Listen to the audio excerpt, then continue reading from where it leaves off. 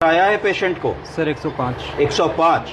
अगर एक ऐसी सिचुएशन हो कि मरीज को 105 बुखार हो, आईसीयू सेटिंग हो, आप सारी चीज़ें कर रहे हो, अर्थात आप बुखार उतारने की दवाओं में पैरासीटामोल का इन्फ्यूजन दे रहे हो, मेफेमिक एसिड दे रहे हो, और भी जो दवाएं दे सकते हैं एंटीपायरेटिक दे रहे हो, और बुखार नहीं उतर रहा है, 3 आसान विकल्प।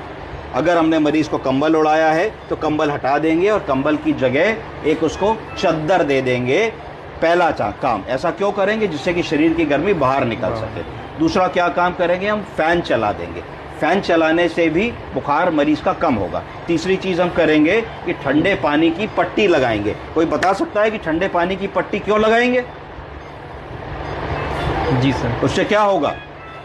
सर हमारी बॉडी जो है वाटर जो है उसको इवोपरेट करेगी, उसके लिए मतलब एफर्ट करेगी, जिससे लेटेंट। अगर शरीर का तापमान 105 106 हो गया है तो जैसे ही हम शरीर को गर्दन पोंछिए, जैसे ही हम शरीर को ठंडे पानी की परत से पोंछेंगे तो क्या होगा कि ठंडे पानी की परत शरीर पे आ गई।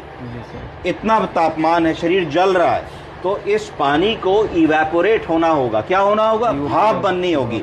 इस पानी को इवेपोरेट होने के लिए, भाप बनने के लिए ऊर्जा की ज़रूरत है। जब आप नहा करके अगर धूप में चले जाइए तो 2 मिनट में सूख जाते हैं, तो थोड़ी देर ठंड लगती है, फिर सूख जाते हैं। क्यों ठंड लगती है? क्योंकि शरीर की सतह पे जो पानी है वो जब इवेपोरेट होगा तो energy, latent heat of fusion for evaporation, वो तापमान शरीर से निकल जाएगा। तो यानी कि 105 बुखार पे जब हम पट्टी कर देंगे तो 2-3 डिग्री तापमान इसलिए कम हो जाएगा क्योंकि उस पानी को उड़ाने की ताकत, ऊर्जा उस टेम्परेचर से मिलेगी। इसलिए हमें पट्टी करनी है। तो पट्टी कर देनी है, पंखा चला देना है, ब्लैंकेट को हटा देना है, ब्लैंकेट हटा करके पतली चद्दर लगा देनी है, और देखना है कि अगर हमारा एंटीपायरेटिक ड्रग को दिए हुए 4 घंटा हो गया है तो वैसी चीज़ रिपीट करनी है। प्लस अगर बुखार आ रहा है, मरीज आईसीयू सेटिंग में है, वेंटिलेटर पे है और एंटीबायोटिक्स चल रही हैं, तो रीअसेस करना है या रिकंसिडर करना है कि कहीं कोई ऐसा बग तो नहीं है जो हमारी एंटीबायोटिक की कवरेज में ना आ रहा हो।